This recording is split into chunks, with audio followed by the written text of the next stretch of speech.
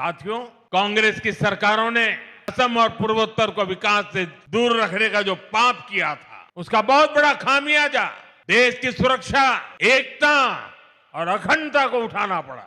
कि सरकारों में हिंसा का दौर दशकों तक फलता फूलता रहा। हम केवल 10-11 साल के भीतर उसे खत्म करने की तरफ बढ़ रहे हैं।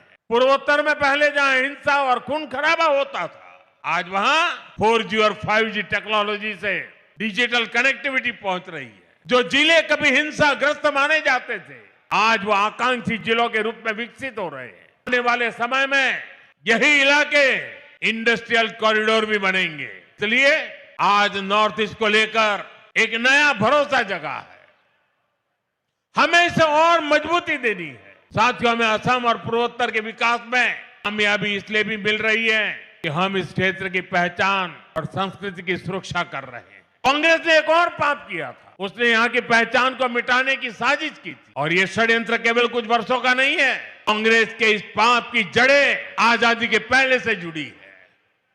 वो समय जब मुस्लिम लीग और अंग्रेजी हुकूमत मिलकर भारत के विभाजन की जमीन तैयार कर रहे थे, उस समय असम को भी विभाजित बंगाल का यानी ईस्ट पाकिस्तान का हिस्सा बनाने की योजना बनाई गई। कांग्रेस उस साजिश का हिस्सा बनने जा रही थी।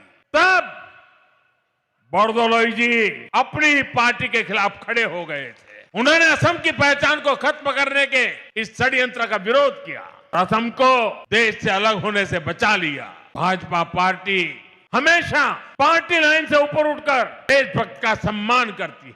अटल जी के नेतृत्व में जब भारतीय जनता पार्टी की सरकार आई, उन्हें भारत रत्न दिया गया। भाइयों बहनों, बोरदोलोई जी ने आजादी के पहले तो आसाम को बचा लिया था, लेकिन उनके बाद कांग्रेस ने फिर से सम विरोधी और देश विरोधी काम शुरू कर दिए। कांग्रेस ने अपना वोट बैंक बढ़ाने के लिए कभी तुष्टिकरण के षड्यंत्र रचे। बंगाल और असम में अपने वोट बैंक वाले घुसपैठियों को खुली छूट दी गई है। यहाँ की डेमोग्राफी को बदला गया है। इन घुसपैठियों ने हमारे जंगलों पर कब्जा किया, हमारी जमीनों पर कब्जा किया।